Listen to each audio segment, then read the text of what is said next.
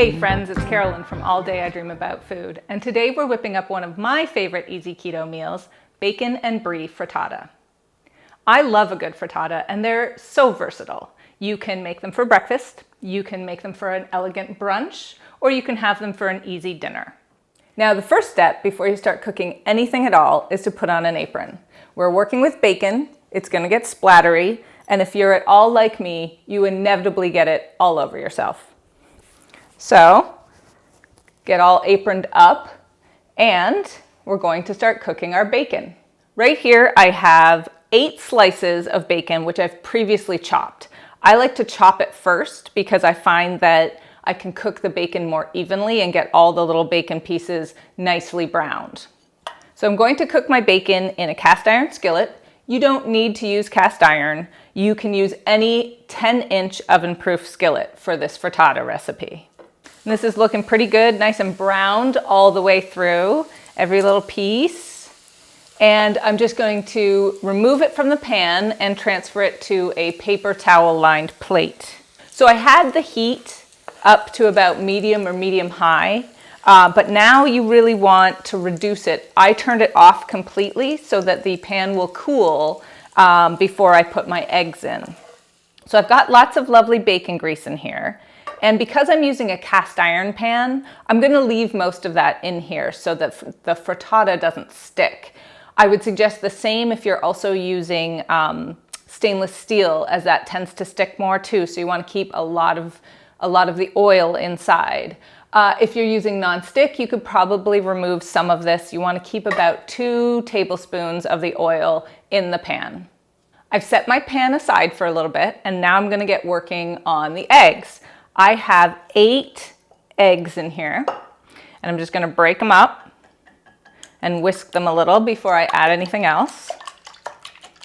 And I always like to add heavy cream to a frittata. It makes it lighter and puffier and a little more luscious. So I have half a cup of heavy whipping cream.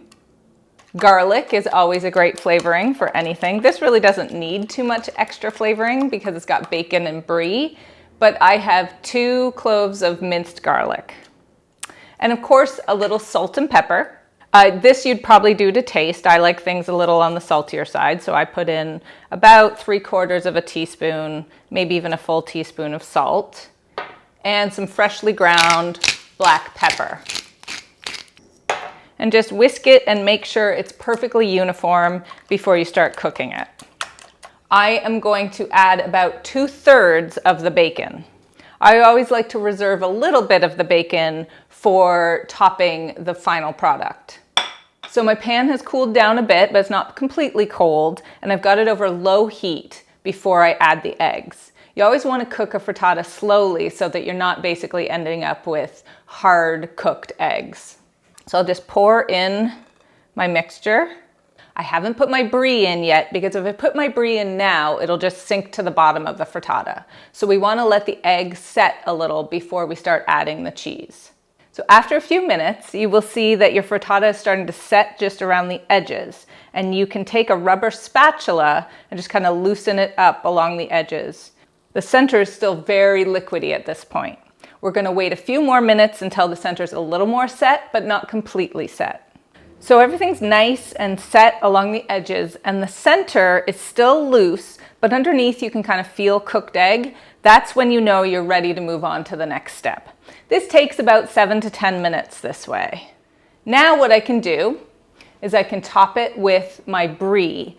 I took cold brie, about 4 ounces, and I sliced it really as thinly as I could. You're never going to be able to slice brie when it's warm, so just make sure you slice it up nicely when it's cold. And you can just layer it on top. And now, because part of this is cooked, it won't sink to the bottom. If you're really talented, you can come up with a nice little pattern for your slices of brie, but I'm not that talented. There we go. Now I'm going to take the rest of my bacon and sprinkle that on top. So now it's ready to go in the oven, and I've got my broiler on and preheating. And I have my oven rack at the second highest position. I don't want my frittata right up against the top and right up against the heat, but I want it close enough to brown nicely. It's going to go in for anywhere between 2 to 5 minutes. It all depends on how strong your broiler is. And make sure you're watching that frittata carefully in the oven so it doesn't burn. Okay, you guys, I just pulled the frittata out of the oven. You can see it's gorgeously puffed and browned on top and little bits of bacon and melty cheese. This is gonna be good. So that's a super easy keto dinner recipe, and I hope you'll consider making one yourself.